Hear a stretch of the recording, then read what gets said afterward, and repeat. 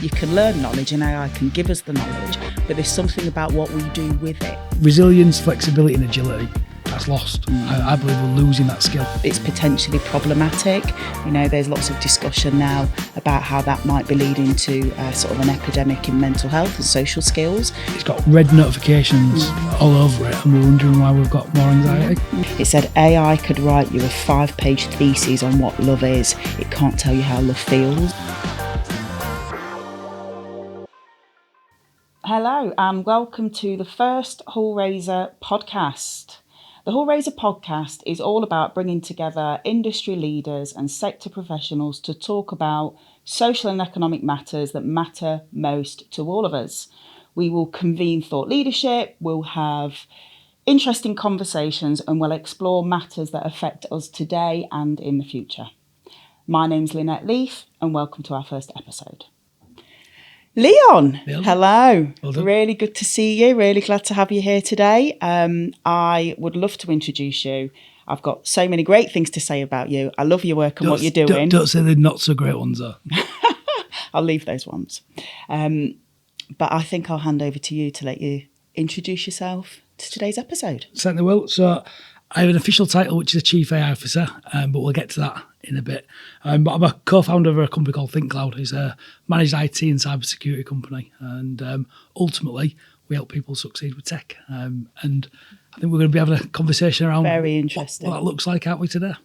There are 3 key things we're going to talk about, actually. But before I introduce those, I would just love to just stop on that point a minute about Think Cloud, because I think your journey into tech is really quite inspiring and interesting. I think sometimes we think about tech and it has to come from a tech place. Yeah. And we think if we're not tech, we don't know tech. Yeah. But your story just completely shatters that So perhaps common belief. Where do you want me to start? So tell us about how you got into tech. So interestingly, I started out my career as a carpenter and joiner here, which is quite interesting. In the building just over there. And my dad was very entrepreneurial. He used to run like cafes in the town. He was a window cleaner, he was a chef, and went on to be pub landlord. So in my early years, I think I went to about 11 different schools. So a lot of disruption. I think about 5 different cities. So early years from 7 to about 14, lots of change. And it's only when you look back, you know, that you don't realise what that does. You know, and so it was difficult when I look back at that. But on the flip side, when I look at it, my dad was my greatest hero, my best mate. I think he's been passed over 10 years now. And I think where that journey starts was he wanted me to be a joiner because he said, as long as I've got these, I'll never be out of work. And he said, it's always something you can fall back on. And he said, from that, he just taught me to be a leader. He said, I want you to be a leader. And he had a really interesting way, despised bullies. And he said, we always look after the underdog. And then he had another interesting saying, which has served me well in some instances and not so well in other instances. He used to say, we fear no man nor beast, he used to always say. And he was just a really interesting guy, and an inspirational man was my dad, in terms of he always believed that if one man could do it or one woman could do it, we could do it. And he had his most famous saying was, if a job's worth doing, it's worth doing right. You know, he's obsessed. So that got me into construction.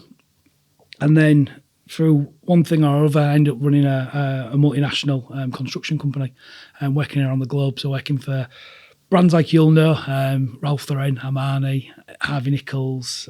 We even did jobs as far away as Honolulu. So it sounds really glorious and luxurious. But I think where that journey took me is I'm running a massive organisation. And I think I'd have been, my daughter's Evie's 14, so I struggle with dates, and the label I will use for listeners is I'm dyslexic. I don't believe I'm dyslexic, it's just for everyone else to understand is that label. But it's so people can understand that my brain doesn't work as what the normal education system would say is normal. But when my daughter was born, and she's 14 now, I couldn't remember her first birthday. And I felt like I was losing the plot. I was forgetting dates. I was getting more responsibility at work. And you'll know this as you start climbing the career ladder. When you get to 30, you'll know what it's like with the stress, won't you? I can see you laughing there. But I don't know if have you experienced that, as you start getting more responsibility, your bandwidth gets smaller and smaller, doesn't it? Absolutely. Couldn't agree more. And I think that's an interesting thing for us to talk about a bit more as we move through the tech conversation, Leon. But I think hearing your story and why I thought that was important, and I wanted our Hullraisers, our stakeholders, our students who are listening to hear that. Because many will relate to that, Leon. Many will relate to that journey of being a tradesperson. I was a tradesperson. I was a hairdresser. That's how my career started. We can tell. Right, absolutely. I was a hairdresser. And this whole thing about the future of jobs and job change and job evolution. And also when we think about the societal things, and it's really meaningful for us here in Hull, and I think across the country, as we see the impacts of things. We saw how Brexit impacted us, how COVID impacted us, the cost of living and what that means economically. Yeah. But to hear your story that actually, like your dad said, he sounds like a very formidable character. If any man can do it, then you can do it. I think it's just really powerful. But I think linking back to that more though, and I think with change and lessons that I've learned along the way is I just wanted to be the best I could be. And I love learning. And I think we've struck up a good friendship, haven't we? And I think I'm just obsessed with learning. I love to learn. I love to learn off of the leaders, of the people. I'm really intrigued by people. I think that's took me on a really interesting journey, because when I looked at construction, when I think back on that, I always remember we won a shop down Regent Street called Gant. I don't know if you ever remember it. I do, yes. Opposite Hamleys toy store. It was one of my first ever big, major projects. And it was riddled with asbestos, and it was just a bit of a nightmare of a job. And in construction, and there'll be people in construction listening, fixed price tenders, when you've priced it, and that's it. And it's an interesting world, is construction. Shall we just say that? Taping at least wore a mask, is what I would say. So tough industry and to be in. And I remember we used to have to get the drawings and the plans printed at a local company called Johnny Wright's. Give them a shout if they're still going. And we'd have to get a man in a van to deliver these big AO drawings down to site, and there could be over 1,000 drawings. And I remember looking at my job cost report, and I think I priced about £3,000 for drawings in this job, and was at about seven grand of drawings because we're just doing deliveries and drawings. And I remember walking up Regent Street, and I was back on there last week actually taking a little video, and the Apple Store's on there. It's the first time I'd seen an iPhone in the window, and I always remember, I can't remember many dates, but I can remember 699. First iPhone was just under 700 quid. Wow. And I remember seeing photos of drawings and emails on it. I remember walking into the Apple Store all curious, thinking, what's that? No buttons on it, just mesmerised by it. And I don't know if everyone that you listen to Albanians on Apple Store, it's like a godlike experience in it where you walk in, like, where am I? Whoa, on it. And I remember speaking to the technician saying, this phone, we can send PDFs to it and we can view them. So in that moment, I bought a couple of them because it was cheaper than putting people in a van. And that's how my sort of tech journey went from that humble iPhone, and then other little things, following you. We hear this all the time. In my car at the time, I had a flashy BMW, but you go into the settings and it could use Google. I thought, you can use Google. Can't use Microsoft, but can use Google. So Google must be good. So I went researching Google. And my business partner, Scott, now, I always remember ringing him saying, I want to move the business to Google. And he's like, you're mad. No one runs on Google. I'm like, well, apparently it works on an iPhone and it works in my car with BMW. So I think BMW know what they're talking about. I think Apple know what they're talking about. And my strategy back in 2007-10 was, if the technology didn't work on an iPhone, I wasn't going to use it in my business. As simple as that. And my strategy was built, and it's still to this day. If it doesn't work on a mobile phone, it doesn't work. Interesting to hear. I mean, from, tradie really at heart, from your joinery trade to construction management across the country to chief AI officer with a segue that possibly happened by walking into an Apple store. How phenomenal is that? And being curious. Being curious. So 3 things I think really interesting for us to talk about. First being that tech is not optional. Definitely not. Tech is not optional. And I start with that one because you said it stood out to me. My second is around the future of jobs and what tech innovation and change, particularly around AI, means for the future of jobs. And then third, really, leading on from that, what that actually means for skills and people. And I think the conversation is going to be rich. I think there's some provocation in there. We do still see some fear around AI and tech. But coming to that first question, Leon, about it not being optional. I listened to something you said on one of your wonderful AI bot videos, speaking as a non-techie, as you can tell, but I think it's phenomenal and I want one of those avatars. And you said it on something I was listening to, and it's just so true, isn't it? It doesn't matter where we are in life, tech's not optional. And we've got researchers and people now talking about how tech is impacting right from the age of 2, small children who use tech more proficiently than grown adults. It has its problems and it's potentially problematic. You know, there's lots of discussion now about how that might be leading to sort of an epidemic in mental health and social skills, because actually we're behind a screen and our children are now growing up behind a screen and not engaging. Gone are the days where you used to get on your bike and cycle to your mate's house to see if they were in. Like, that doesn't happen anymore. But it is here and it is happening. So I'm going to come back to the first question. I just really want to hear your view on that one, Leon. So taking optional, but I think as humans, we've evolved because we've got part of our brain that is looking for fear, you know. And the challenge we've got is we're the most evolved species out on the planet. And there's a great study. You'll notice a theme here. Steve Jobs, he did a study on what is the most efficient mammal on the planet. And originally it was a sloth, because they move quite slow, don't they? Quite funny, sloths, aren't they? And but if you put a human on a bicycle, I can't remember the exact stat, but it would just blow the roof of how efficient a human is on a bicycle, right? And he invented the computer to be the bicycle of the mind, right? So if you think about that, a computer is a bicycle of the mind. I'm sat in front of you doing all the stuff I'm doing because I've got access to a computer. And when you link that back through, you know, when we talk about, and we link it into AI and we link it in technology, we're talking about being augmented, but we've already been augmented. And what I mean by that is, I stand here with my little book with my mind map, so like you can see, a piece of paper and a book is augmented. Reading a book and getting that knowledge is, I'm augmented, I'm reading a book, I'm referenced. And if you know the traditional education system, which I never used to know, but now I've figured it out, and correct me if I'm wrong here, having a degree just means that you're well read and you know where to look for the answer. And AI is exactly the same. And for me, if anyone who knows me, I use a paper journal every week. And the reason I do that is I couldn't read and I couldn't write properly. But now I can read and I can write, because through that effort and that dedication and that practice that I do, that ritual, I've forced myself to learn a skill that traditionally, if I'd have put a lid on my ability and I'd have listened to the doctor who said you're dyslexic and you can't do that, I wouldn't have done it, but I can.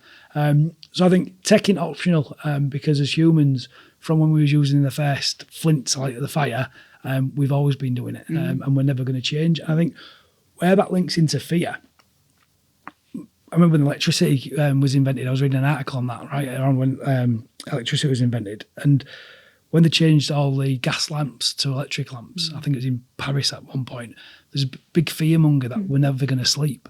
So as humans, it's in our DNA to naturally be scared, and right reasons. COVID proved that. We went on an entire lockdown on the chance that it might be worse than it was. And I believe that was the right thing to do, because we didn't know. But as humans, that's how we collaborate and that's how we survive, ultimately. Yeah. And I think that thing about fear and tech is really true. From when the first phone was introduced in the early 1900s, it was like, you can't have this thing in your house. It's a terrible thing. But I wonder if now with AI, which we've been using AI for longer than I think Actually, things applications that you find inside of Word, for example, things like that in the workplace are AI based. But now with what AI can do for us in terms of thinking and in terms of jobs and the future of jobs, we're educating now. We're in a space where we're preparing people for jobs and sectors that actually don't fully exist yet. And I think your job, Chief AI Officer, tells us that, you know. But I think, interestingly, so when I coined that about 3 years ago, it was what I was talking about, it was what I was looking at, and there was no one else talking like that. I mean, my business partner, I'm the visionary, and we are yin and yang. I'm normally about 3 years ahead of where we're going. But I think when you look at the Future Jobs Report, and I'm obsessed with this, so when I exited the construction company and I went on my own consultancy, which was called Profound back in the day, the first thing I did, and there's a picture and I'll send you it, is set up in my office. A good friend of mine, Martin Johnson, Trans2 Performance, so you know him, and he gave me some space, give me some clarity, give me some tough questions, and I exited that business. And the reason I exited that business was I had an amazing life. I was earning fantastic money, but I went back and asked my kids, would have been 7, maybe 4, 5, gone through a tough period of losing my dad, having to do, pay runs and things around it, at the side of his deathbed, and you think, asking him questions, did he have any regrets? And I used to think I knew a thing or two about business until that period. And I said, he could have sold the pub, he could have done different deals. And when I look at his history in the pub game, the smoking man come out. Imagine running a pub and the smoking man comes out. Really tough period for him to be in. And I was thinking, well, if he'd have had the knowledge that we had access to, like on YouTube, I had YouTube and I had books, I had more access to knowledge. When my dad was, in his early 20s and 30s, knowledge was really gate kept on it. And I look back at that time and what he said to me, he said, I had no regrets. And I said, why? He went, every job I ever did was around you and the kids. He said, I ultimately had a control of my time, and he always took me to school, always picked us up. I was in that moment where you get, like a kick in the ribs, and you're like, I can't take my kids to school. I can't pick my kids up. My dad's always done that. I thought, I'm not enjoying this construction industry, because when I looked at what I surrounded myself with, I did the tech. I aid in the tech, and I'd do the tech, and I'd just surround myself with that tech piece and the leadership piece. So I went home and I asked my kids one Sunday night, if Dad could give you one wish, what would it be? And it was to be home. So I went and resigned the next day. And it was on that moment, and where it's really interesting when you connect the dots, I'd set up Andy's Man Club with Paul, my good friend, because Paul was suffering with suicidal thoughts. And the only way I thought I could help him was to set up a Man Club. But what a lot of people don't realise with that, and you've met Zoe, I set the Man Club up. Originally, I wanted to give it tech, because when my first version of Think Cloud, I was really into using Google Workspace, Google Classroom. We'd move like Hazel Multi Academy Trust, and I was giving it away to schools and industries. I thought it was just a cool thing to do. And I asked my wife to find me a charity that she thought, really needed it. And she found Andy's Man Club. And what was interesting, tragically, my rugby coach, Roy Burnett, tragically took his own life. And it's the first time I'd ever had Andy's Man Club of the family, because I played rugby with Roy's son from being in my 20s up to 30. And the impact that a death by suicide creates is just mind-blowing. And I had a stat that, I don't know if this is still relevant now, but our local region was 40% higher than the national average. And I was just like, how is no one talking about it? And it just shocked me. It disgusted me that we weren't talking about it. So I went over to give it tech. And then the quick version of the story is they want to register a charity at that time, so I couldn't have a charity number, couldn't give them tech. And they said, we need you to run a club on a Monday night in Hull. I thought, there's no way I can do that. Driving over the Gould Bridge, the wife rings me, how's your meeting go? Not too well. They want me to run a club on a Monday night. And so he says, I'm going to think about it, and maybe get someone else to help. And she went, no, you're not. You're not going to offer a charity 8 hours a year time and just because it don't fit into your calendar. Say no. So what do you want me to do? I said, bring them back or you're not welcome home. And that's how the Man Club started. Wow. You know, a strong woman behind me giving me a good kick. We do that. And Man Club's been really successful, hasn't it? And I think this conversation around mental health, I mean, you know, males' mental health is really, really important, a topic we will be discussing in more detail on the Hullraiser podcast. And there's a whole load of unpicking, and I think social responsibility that we have towards our male community and the experiences they have and how they show up or are expected to show up in society. But I think an interesting thing when you layer on tech is an enabler. I'm 100% certain of that. But I feel that we have a responsibility also to just think a bit more carefully about the potential downstream negative impacts of technology, from the bit we're seeing where research, we talked about the book, The Anxiety Nation, I believe it's called, by Christopher Haidt. He's writing about how children as young as 2 now and how they engage in tech and what it means for young people, because they're growing up in a world where socialising is behind a screen and what that means for isolation and loneliness.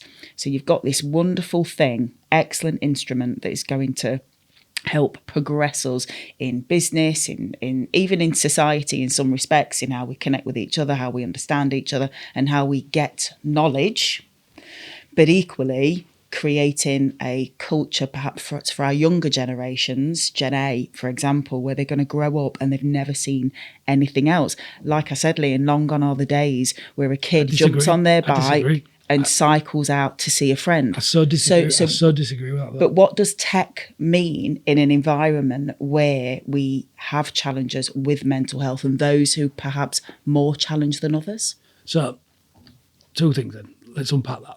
So, I think one of the big skills we need to bring back is how to be good human beings and learn what that looks like in this new world, because tech is isolating us. That's where we've got this loneliness epidemic coming from. But if we just roll that back, and let me just tell you another little story linking into Man Club. So I always remember we'd gone from 6 of us, and we had over 90 people turn up on Monday night outside the Man Club all queued up. And I was thinking, oh my God, how on earth have 90 men turned up to this little club at Airco? And I thought, how on earth are we going to run this? You know, the questions. And how they turned up is to make it more accessible for people. I just thought, you know, over 7 years ago, that we'll just get the cameras out and I'll do videos of me walking to the club. I'd do videos of showing people the space. And when the men who was talking, it was my good rugby friends at first, I made a deal with them. Look, I want 1 hour of your week. You're going to come and share and be open and honest. And you're going to invite other men into that safe space, right? That's what we did, collaborated. And interesting, what I learned from that period, you know, from tech, from governance, we was challenged at times around, are we qualified to do that? And I used to qualify that back with saying, I don't need a qualification to be a loving human being. It's what I'm born to do. That's what we're all born to do. And I get this governance and risk. I get that side of it, and that has to be respected. But as we started to roll, you know, this charity up, the goal was 4,500 men take their own life tragically each year. We had a goal that, what if we could get 5,000 men through a door on a Monday night? That was our big goal. And I remember us going from 50 men, 100 men, 150 men. And I remember at that period I was still in construction, so I was still travelling, still working. And I remember coming back and taking my wife out for some food down at Butler White's. I'd not been home for probably the best part of a week, 10 days. And we're out. And back then, when you set up a Man Club, you'd have a Facebook page. It was Zoe who used to actually run it with Paul's wife. Everyone used to think it was me, but she was running it in the background. And what we would do is the messages would come in and we would go, me and Paul would go meet the men, and we would drag him in from the car sometimes because they'd drive past. But on this one Saturday night, a message comes in and there's a guy struggling.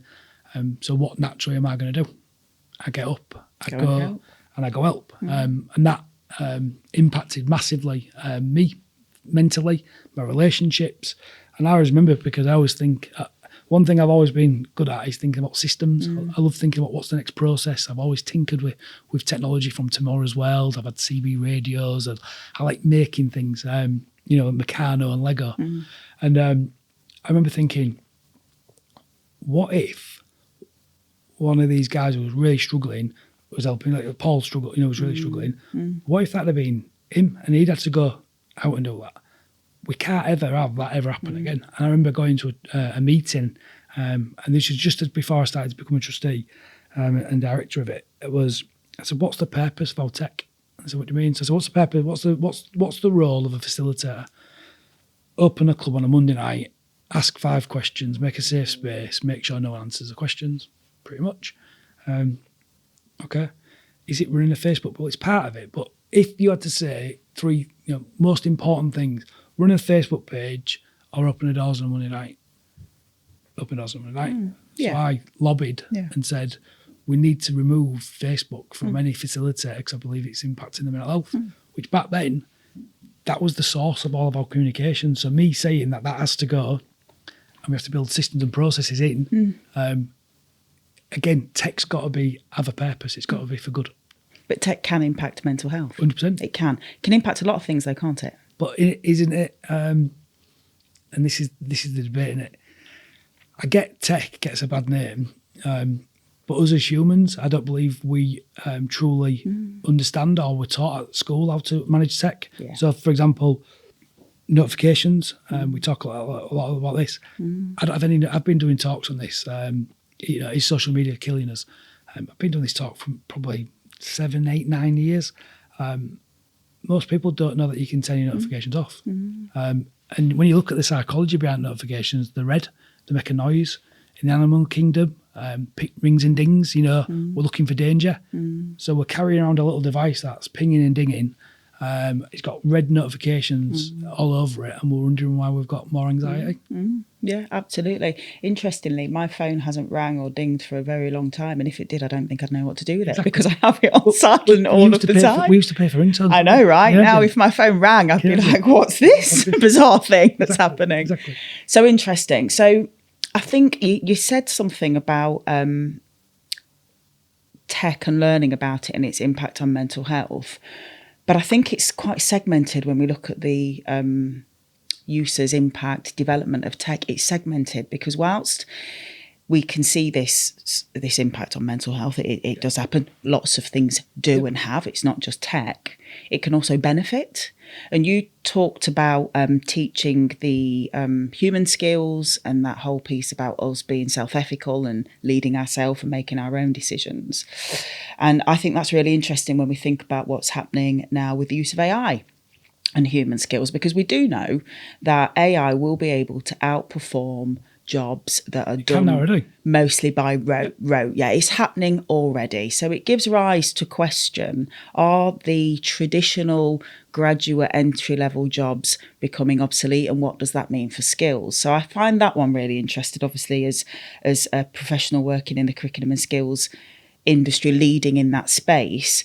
But equally, using AI requires you to use really effectively, I think, does require a level of creativity, a level of critical thinking, a level of challenge, a level of curiosity. And they're things that AI actually can't do for us. It can give us the knowledge. You talked about getting a degree.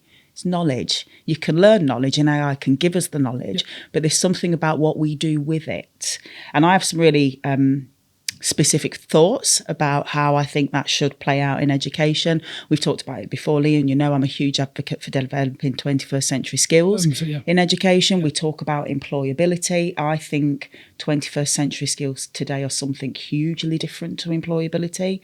Employability, like the way you show up, presentation, timekeeping, all of these things are perhaps more traditional employability skills, but actually your curiosity, your creativity, your ability to think and synthesize and question, those things are something else. Yeah. So I think my question then, as somebody who has been in a trade and in industry, and now you're working in tech and AI, how do you see those skills showing up? Do you see them showing up in young people or adults, graduates coming to work with you, Leon, and perhaps with other stakeholders who are employers? What do they think about it? So, is it there? I wrote down the top 10 skills we need, right? So let me just rattle these out really quickly for us. So the number one skill, the Future Jobs Report said that we need to be focused on is analytical thinking.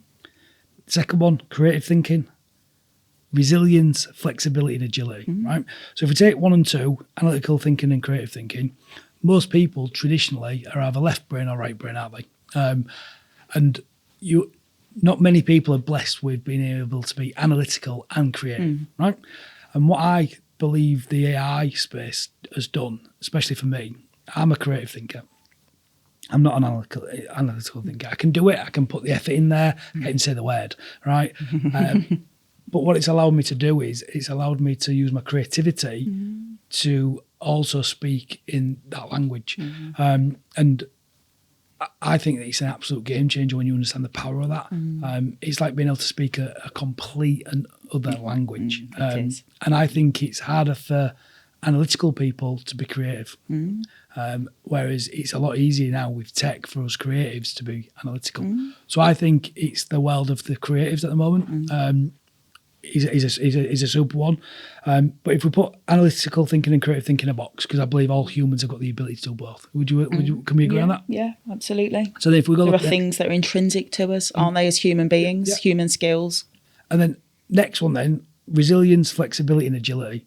That's lost. I believe we're losing that skill. Okay. And the reason I believe we're losing that skill, you mentioned about bikes, didn't you? So my son has just got a new bike, mountain bike.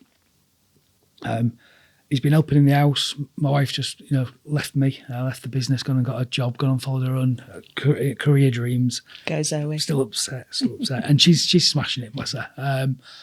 But that's put some strain on the family around, picking the kids up, doing this. And I'm a big believer. I've wanted the kids to walk to school for a long time because I want to build their resilience. I want to build their thinking. I want them to, be out in the world. And yes, the world is, can be a dark place, like we know. But it all depends on what skills you think that we need. And I think my role in my relationship with my wife and my kids is, Zoe's job is to, turn the kids in on her and look after them, nurture them. And my job is to spin around and kick them up the ass and show them where the world is. And back them and support them and make sure that they can believe in themselves. Because I always remember my dad teaching me how to swim. And I watched him teach people how to swim on holiday. It was his party trick. He could teach someone to swim within 30 minutes. Wow. Real simple exercise. And what you say is, we don't teach a child to swim. They can already swim. We just make them believe that they're not going to sink. That's it. And I think life is exactly like that with every skill. So this one about resilience, I'm going to hold on that for a minute because I think it's really interesting. And like I say, years ago, we would jump on your bike or walk an hour to your friend's house and knock on the door and they weren't in and you went home and that was okay. That kind of would be a difficult experience, I think, for some kids today because they wouldn't be used to that, and at the end of it didn't result in what they expected. So those things, resilience, the flexibility, agility, those kind of things, in a world where we need them more and where those human skills are really important, I just wonder, in your opinion, Leon, whose responsibility is that? Where does that sit in society and in children's lives? Well, it comes down to capacity, doesn't it? Because not everyone has the capacity to transfer them skills. So I think there's a challenge on that. And I'd like to chuck that back to you in a second. But where I think it comes from my perspective is, I think as parents, we've got a role and responsibility. Teachers have as well. I think it's been very difficult in the world that we're in at the moment. We've got identity politics and we've got all sorts of different agendas going on there. And when we link it back into AI again, I believe Brexit was fueled by AI. I believe, social media, when we don't understand it as a tool, it can be used to manipulate us.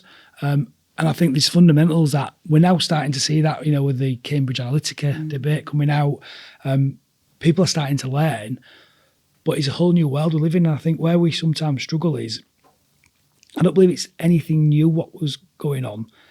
We just want us aware previously, and that's why you're starting to see a lot of the horror stories coming back from the 70s and 60s and things that went on that shouldn't have gone on. Whereas what's interesting, I look at resilience. My son on his bike, he's got an app, if anyone's listening, called Life 360. You can install it, you can have a subscription. It's like a tag on him.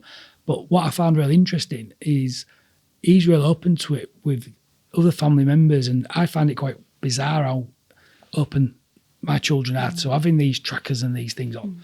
My wife loves it because she can feel safe.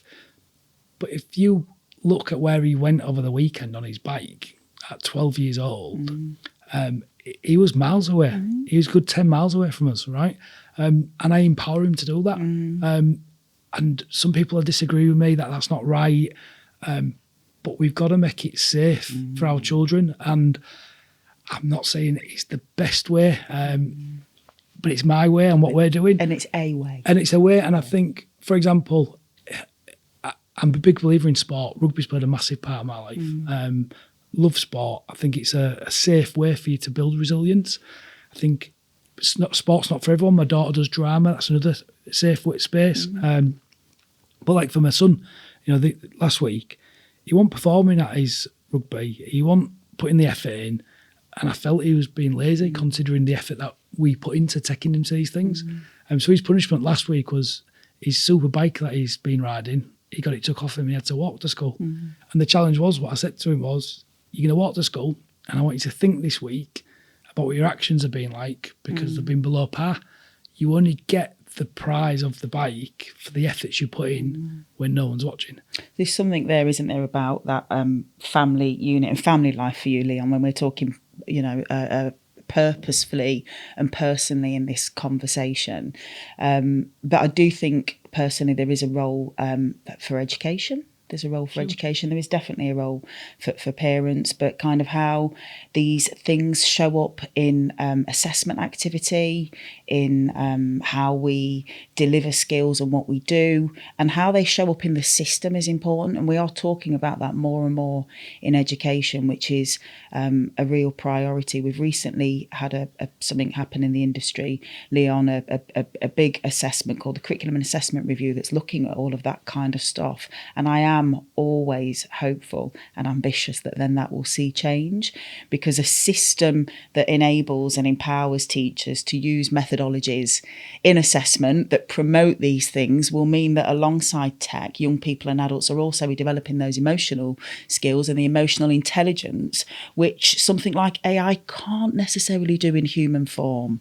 I heard something at a talk at a conference, and it was a brilliant line. I thought it was wonderful. It said AI could write you a 5-page thesis on what love is. It can't tell you how love feels. 100%, yeah. And I thought, well, I get that. And that's the difference, what we're talking about, isn't it? But what we're talking about though as well is being able to apply knowledge at a rate that I don't think people can actually understand. And that gives us a power.